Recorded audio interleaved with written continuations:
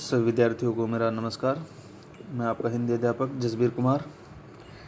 तो काफ़ी अवकाश के बाद, जो हमारा ग्रीष्म अवकाश था, उसके बाद आज हम अपना कार्य जो है वो प्रारंभ कर रहे हैं। तो सभी विद्यार्थी इस कार्य को अपने नित्य लिख करके देखेंगे और जो उनका लिखा हुआ जो कार्य होगा उसको हम लगभग 2 सप्ताह के पश्चात आपका जो कार्य है वो उसको चेक किया जाएगा। तो सभी विद्यार्थी सचेत होते हुए इस कार्य को याद करेंगे और अपनी जो कॉपी है उस पर लिख करके देखेंगे। तो प्रारंभ करते हैं अपना कार्य। हमारा जो क्षितिज भाग 2 का गद्य खंड का अध्याय था बाल गोविंद भक्त, उसका जो सार था हमने कर लिया था। आज हम इसके अभ्यास के जो प्रश्नों के उत्तर है वो प्रारंभ करते हैं। तो देखिए,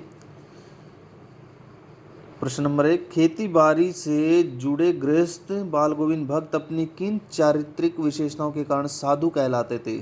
साधु, संत या सज्जन पुरुष। बाल गोविंद भक्त खेती बाड़ी होते हैं जो कृषि का काम करते हैं। बाल गोविंद भक्त खेती बाड़ी करने वाले गृहस्थ थे। गृहस्थ होते हैं जो गृहस्थ जीवन बिताते हैं, वैवाहिक, किंतु उनका संपूर्ण व्यवहार साधुओं जैसा था। सर्वप्रथम तो हम कह सकते हैं कि उनका जीवन उनके ईश्वर साहब के प्रति अर्पित था। उनमें किसी प्रकार का अहम भाव नहीं था। वे अपने आप को ईश्वर का बंदा मानते थे। वे अपनी कमाई पर सर्वप्रथम ईश्वर का अधिकार मानते थे। इसलिए वे अपने खेत में उत्पन्न होने वाली फसल को सर्वप्रथम सबसे पहले कबीरपंथी मठ में ले जाते थे। वहाँ से उन्हें जो कुछ प्रसाद के रूप में मिलता था उससे वे अपना गुजारा करते थे। वे तो अपने जीवन को ही प्रभु की देन मानते थे। वे सदैव सुख दुख में समभाव रहते थे। समभाव होता है समान भाव से। वे कभी झूठ नहीं बोलते थे और न ही किसी से धोखे का व्यवहार करते थे। वे तन मन से प्रभु के गुणों का गान करते थे। इन सब बातों को देखते हुए कहा जा सकता है कि बाल गोविंद भक्त गृहस्थ होते हुए भी साधु कहलाते थे। भक्त की पुत्रवधू उन्हें अकेले क्यों नहीं छोड़ना चाहती थी?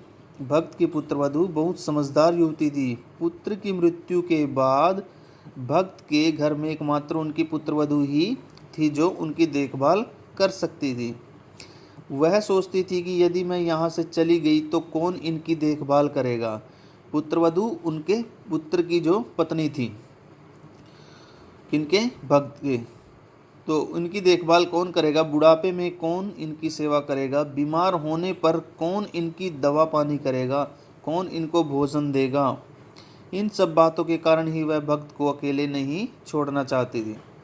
भक्त ने अपने बेटे की मृत्यु पर अपनी भावनाएं किस प्रकार व्यक्त की? जब उनके बेटे की मृत्यु हुई तो उन्होंने अपनी जो भावनाएं हैं अब किस प्रकार लोगों के सामने किस प्रकार व्यक्त की? बाल गोविंद भक्त का पुत्र उनकी एकमात्र संतान थी। वह कुछ सुस्त और बोधा सा था।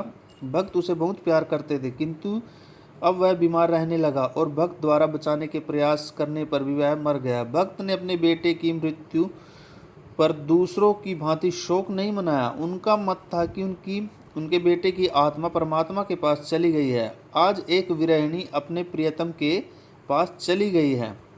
उनके मिलने का दुख कैसा, उनके मिलन की तो खुशी मनाई जानी चाहिए। उन्होंने अपने बेटे के शव को फूलों से सजाया और उनके सामने आसन जमाकर प्रभु भजन गाने लगे। उसके सिराने सिर की तरफ दीप जलाकर रख दिया था। जब उनकी पुत्रवधू रोने लगी तो उन्होंने भी उसे खुशी मनाने के लिए कहा। उन्होंने कहा था कि एक आत्मा का परमात्मा से, अपने प्रियतम से मिलन हो गया है। तो सभी विद्यार्थी इन तीनों प्रश्नों को अच्छी प्रकार से याद करने के पश्चात अपनी कॉपी में लिखेंगे और वो लिखा हुआ कार्य उनका चेक किया जाएगा। धन्यवाद।